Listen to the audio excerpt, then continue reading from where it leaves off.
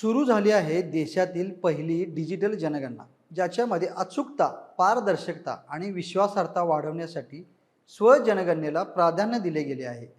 पहिल्या या टप्प्यात घर यादी व घरगणना कार्य, तर दुसऱ्या टप्प्यात लोकसंख्या गणना अशी ही दोन टप्प्यात होणारी जनगणना. महाराष्ट्र दिनाच्या मुहूर्तावर सुरू झालेली जनगणना आणि याबाबतची माहिती जाणून घेऊया आजच्या या व्हिडिओमधून. नमस्कार, मी अभिनंदन परोळेकर आणि कॅमेऱ्यावर आहेत सिद्धेश कांबळी. भारताच्या रजिस्ट्रार जनरल आणि जनगणना आयुक्त कार्यालयाने एक समर्पित वेब पोर्टल विकसित केले असून हे पोर्टल म्हणजे जनगणनेत सहभागी होण्यासाठी एक सुरक्षित आणि सुलभ माध्यम आहे. स्वगणना करणे ऐच्छिक आहे, अनिवार्य नाही. जर कोणी स्वगणना केली नसेल तर काळजी करण्याची गरज नाही. माहिती गोळा करण्यासाठी किंवा नोंदवण्यासाठी प्रगणक 16 मे ते 14 जून दरम्यान प्रत्येक घरी भेट देतील, अशी माहिती महाराष्ट्राच्या मुख्य प्रधान जनगणना अधिकारी डॉक्टर निरूपणा डांगे यांनी दिली. देशात प्रथमच 2027च्या जनगणनेच्या माहितीचे संकलन डिजिटल पद्धतीने केले जाईल, ज्यामध्ये स्वगणना हा देखील एक पर्याय असेल. महाराष्ट्र राज्यासाठी घर यादी आणि गृहगणनेचा कालावधी सुरू होण्यापूर्वी स्वगणना करण्यासाठी 15 दिवसांचा कालावधी निश्चित करण्यात आला असून तो 1 मे ते 15 मे 2026 असा आहे. याबाबतची माहिती देण्यासाठी मुंबईत सह्याद्री अतिथीगृह येथे गुरुवार दिनांक 30 रोजी पत्रकार परिषद आयोजित करण्यात आली होती. असे म्हटले जाते की 1872 मध्ये पहिली जनगणना झाली होती, म्हणजेच ब्रिटिशांच्या काळात, आणि स्वतंत्र भारतामध्ये 1951 साली म्हणजेच पहिल्या लोकसभेच्या निवडणुकीपूर्वी. साधारणतः जनगणना ही दर 10 वर्षांनी होत असते. सध्या 1 मे महाराष्ट्र दिनी सुरू होणाऱ्या जनगणनेचं वैशिष्ट्य म्हणजे ही जनगणना 2 टप्प्यांमध्ये पार पाडली जाणार आहे आणि यासाठी जवळपास 12,000 कोटींचा खर्च अपेक्षित आहे.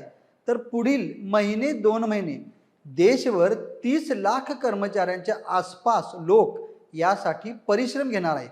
त्यामुळे तुम्हाला याची भव्यता लक्षात आली असेलच. 2011 मध्ये झालेली जनगणना कोरोनामुळे 2021 साली होऊ शकली नाही.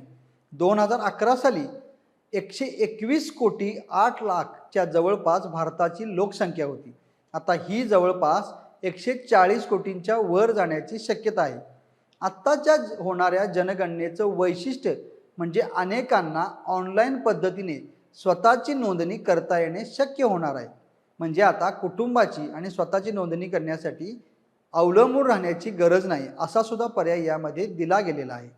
अधिकाऱ्यांनी असेही सांगितले की केंद्र सरकारच्या डिजिटल इंडिया उपक्रमाप्रती असलेल्या वचनबद्धतेनुसार माहिती संकलन आणि प्रसाराची गुणवत्ता तसेच कार्यक्षमता सुधारण्यासह निर्धारित वेळेत कार्य पूर्ण करण्याच्या उद्देशाने जनगणना 2027 व्यापक प्रमाणात डिजिटल तंत्रज्ञानाचा वापर करून करण्यात येणार आहे. भारतीय जनगणनेच्या इतिहासात प्रथमच स्वगणना पद्धत सुरू करण्यात आली असून या माध्यमातून व्यक्तींना जनगणनेशी निगडीत त्यांचा कौटुंबिक तपशील स्वतंत्रपणे ऑनलाईन पूर्ण भरता येईल आणि सादरही करता येईल.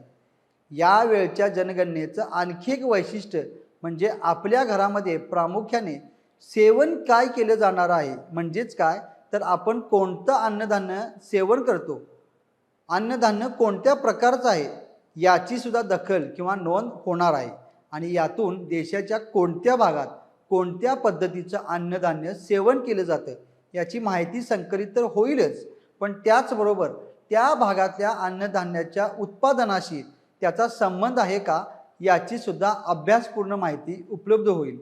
हा सुद्धा एक क्रांतिकारी निर्णयच म्हणावा लागेल. कुटुंबातील कोणताही एक सदस्य अंदाजे 15 ते 20 मिनिटात स्वगणना प्रक्रिया पूर्ण करून कुटुंबाचा तपशील देऊ शकतो. अर्ज यशस्वीरित्या सादर केल्यावर एक स्वगणना ओळखपत्र म्हणजेच SEID तयार केले जाईल आणि नोंदणीकृत मोबाईल नंबर किंवा ईमेलवर पाठवले जाईल. स्वगणना प्रक्रियेदरम्यान कोणतेही दस्तऐवज अपलोड करण्याची आवश्यकता नाही आहे. स्वगणना पर्यायांतर्गत व्यक्ती त्यांची माहिती स्वतःच ऑनलाईन स्वरूपात दिलेल्या वेबसाईटवर भरू शकतील.